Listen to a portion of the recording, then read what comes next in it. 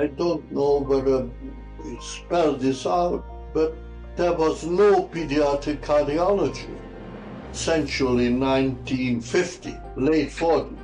It didn't exist.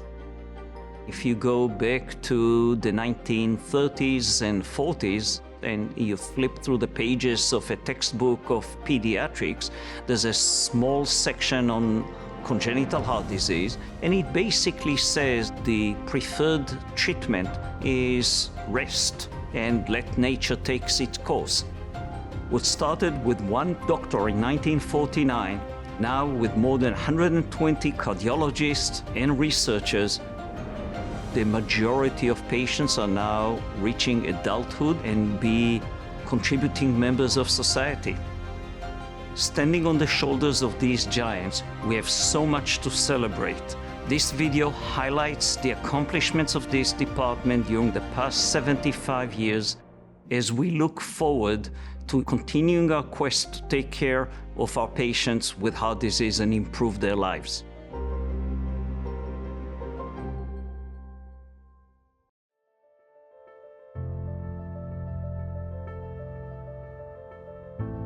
Dr. Naides was a pioneer. He wrote a leading textbook in the field of congenital heart disease, and perhaps his most important legacy was that he trained generations of pediatric cardiologists who went on to be leaders nationally and internationally.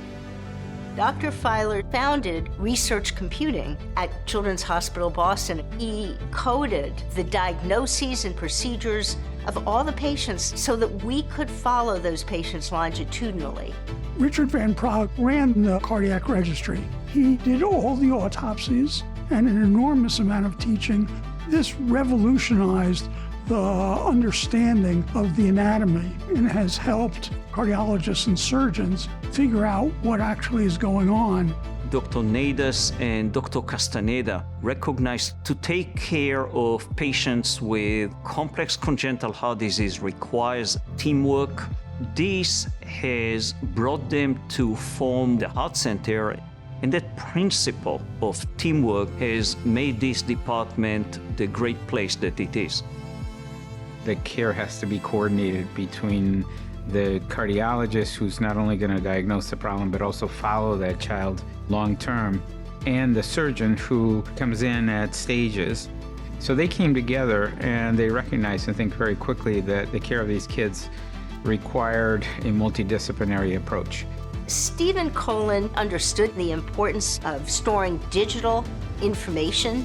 I think it made a difference in care not just at Boston Children's, but nationally and internationally.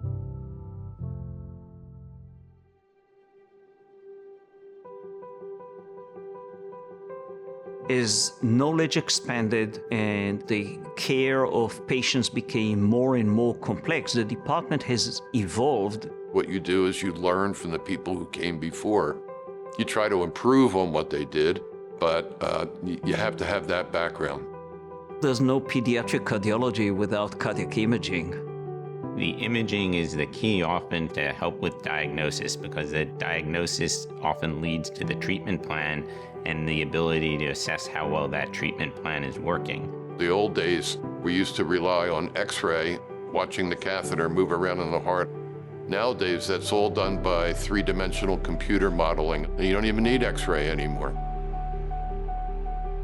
Under Jim Locke, doing interventional studies, we could actually make children better in the cath lab. If you had a pulmonary valve stenosis, the options were watch it or do surgery. Now it's a day procedure. The patient goes home the same day, no scars or anything.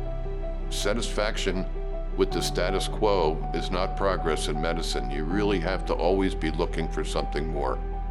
And this place does that. That has allowed leaders to advance the field in ways that were previously unimaginable. The imaging made it possible. Advances in the catheterization laboratory made it possible. It was a combined effort. The creation of the CICU was based on the fact that we wanted to provide excellent care for children with critical cardiac disease and children who were recovering post-cardiac surgery. We implemented invasive monitoring. What this did was give us immediate feedback. Improved our ability to recognize deteriorating patients and to intervene appropriately. Better quality diagnosis allows us to understand the problems better and come up with better solutions. Barry Keane was part of the pioneers that changed the field from a diagnostic field to an interventional field. Created these big databases and registries across the country to quickly understand how these technologies needed to be used and what was the safest way of doing things. The Division of Advanced Cardiac Therapies really started initially as the heart transplant program. Now we have over 400 patients that have had heart transplants, many who are 20, 25 years out and doing really well. Dave Fulton took over ambulatory cardiology in 1998. Now the practice has really expanded to include subspecialty care.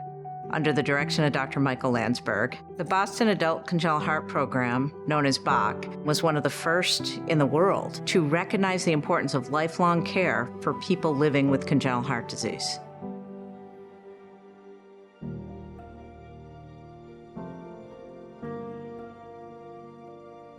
As part of the growth of the department, all elements of the Heart Center are together in our new home, the Hale Building. And that gives us the opportunity to interact much more easily than we could before. The atmosphere and how we relate to each other has become even more collaborative now.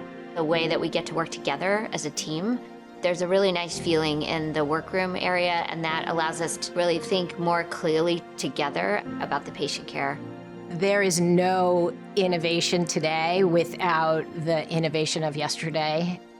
It is all about collaboration, working together, and educating the next generation of cardiologists.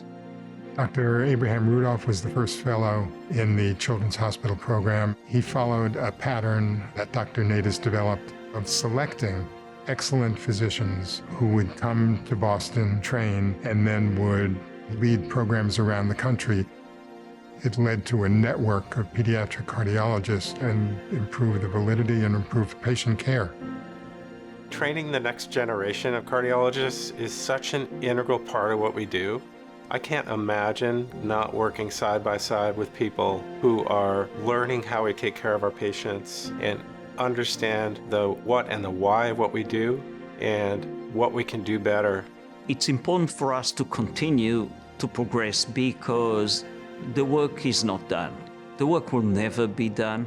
These dreams of targeted molecular therapies for heart disease patients would have been just that, a dream. But now with the advances in technology, they're actually becoming reality, and the first molecular therapies for patients with heart and skeletal muscle diseases are already in clinical trials.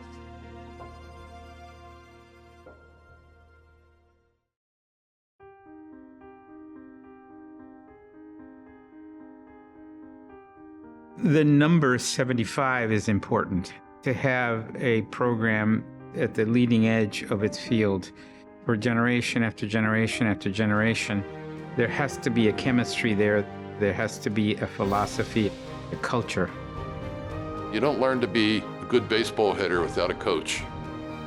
That's the way medicine works too. The people who advanced the field, they were just giants. We could never have done any of it without them. It's a privilege to take care of patients. And it's the patients that keep me coming back every day. I'm most proud of the people, the cardiologists, the researchers, the nurses, the technologists, the administrators. Standing on the shoulders of giants means a great deal of responsibility and commitment to making this department better for the sake of our patients and the future of the field.